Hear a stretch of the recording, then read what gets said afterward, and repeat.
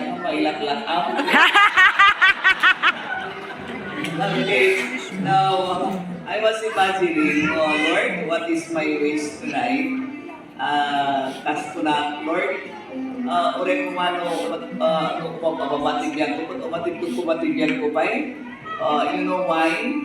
With all the experience na inaramid na ako Diyos, I wish I can share it to everyone. No, kas anong mag-build up na mo, ito mamati kanya ako Diyos. Thank you. Ang wish ko naman po is good health sa family ko and isa pa is sana makompleto yung isang dosenang apo na sinasabi ni Daddy.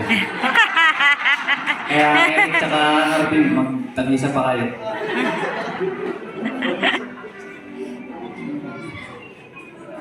Ko ay gumaling na po ako.